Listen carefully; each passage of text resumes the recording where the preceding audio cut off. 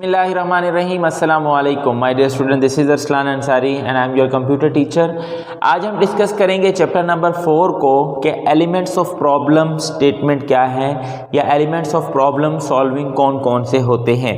सबसे पहले हम थोड़ा सा उसके एलिमेंट्स के बारे में डिस्कस करते हैं कि कौन कौन से एलिमेंट हैं। तो नंबर 1 पे एलिमेंट है व्हाट इज़ गिवन, यानी कि द इनपुट, यानी कि आप कंप्यूटर को क्या इनपुट दे रहे हैं या यूज़र की तरफ से क्या क्या चीज़ें दी जा रही हैं कंप्यूटर को। नंबर 2 पे द प्रोसेसिंग रिक्वायरमेंट्स, कि आपकी प्रोसेस करने के लिए क्या क्या रिक्वायरमेंट्स हैं, उसको कैसे आप फुलफ़िल कर सकते हैं। नंबर 3 पे व्हाट इज़ रिक्वायर्ड, यानी कि the output as a result after processing आपको क्या चीज़ मिलेगी या किस तरीके से आप काम कर सकते हैं।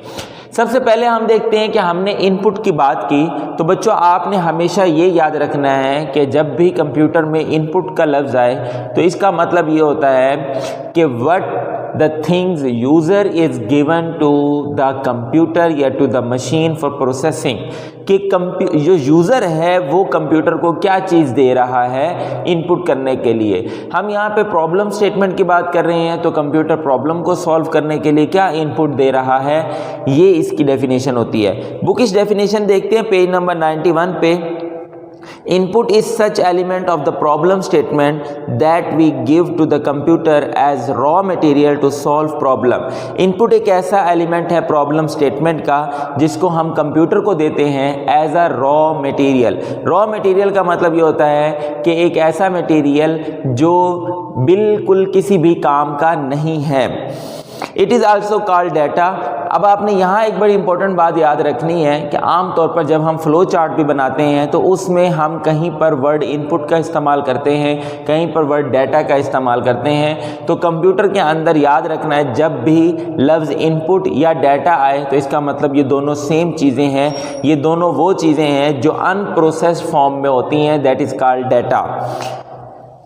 It can be extracted from the present condition of the problem statement. अब सवाल ये है, वो ये बता रही हैं कि इनपुट कहाँ से आता है। आपकी जो प्रॉब्लम स्टेटमेंट की जो प्रेजेंट कंडीशन होती है वहाँ से हमें ये पता चलता है कि हमारे पास कौन कौन सी चीज़ें हैं और उन चीज़ों को लेके हमने किस तरीके से प्रोसेस करना है कि एज अ रिज़ल्ट हमारे पास आउटपुट आ जाए।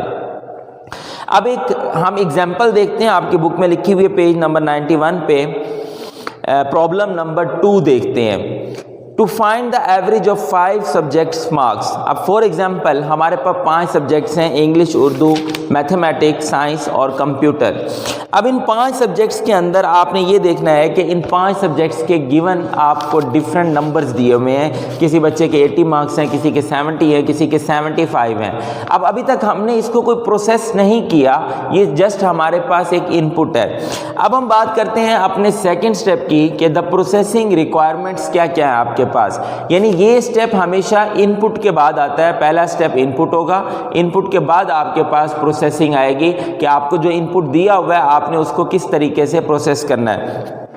अब बुक में देखते हैं दिस इन्वॉल्व परफॉर्मिंग एक्शंस और operations on input data to achieve the desired goals. Obviously जब आपने कोई डिजायर्ड आउटपुट लेना होता है तो उसके लिए आपके पास इनपुट्स का होना ज़रूरी है, और जो भी आपके पास इनपुट्स होंगे आप उन इनपुट्स को देख के ये आइडिया लगा सकते हैं कि क्या आपके पास डिजायर्ड रिजल्ट आएगा।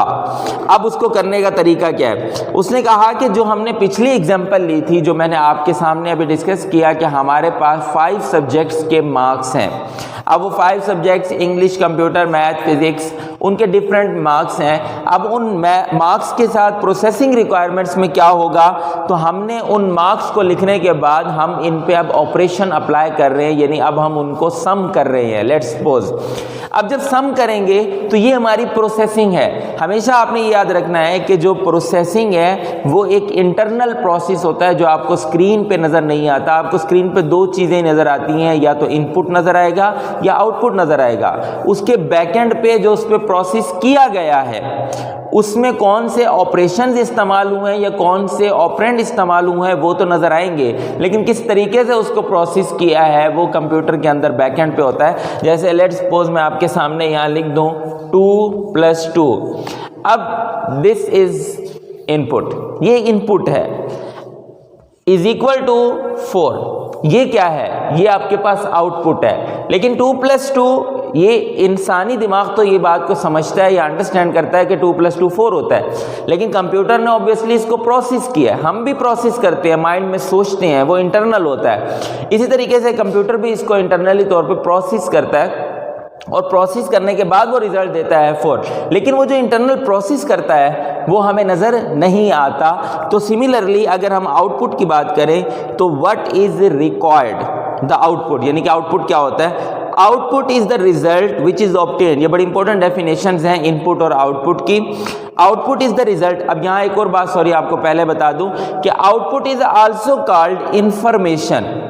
The input is also called data, output is also called information which is obtained by processing the input data. It is called the solution. इसको हम solution कहते हैं। It is the change or improvement in the solution or behavior and the target or goal one is aiming for the problem statement. अब जो भी आपने process किया था, ये मैंने लेट्स सपोज 2 नंबर लिए या 5 नंबर लिए जो मैं आपको एग्जांपल दी है, उसका रिजल्ट आया 4, तो दैट इज कॉल्ड आउटपुट या इंफॉर्मेशन। तो ये हमारे पास 3 एलिमेंट्स हैं बेसिकली प्रॉब्लम स्टेटमेंट के। तो अब मैं आपको निशान लगवा देता हूं, आप सबसे पहले निशान लगा लें। पेज नंबर 91 के ऊपर जो इनपुट का पैराग्राफ है उसमें आपके पास इनपुट की डेफिनेशन है। तो सवाल मुख्तलिफ तरीक़ों से आ सकता है, डिफाइन इनपुट या व्हाट इज़ इनपुट या what is meant by input या what do you know about input.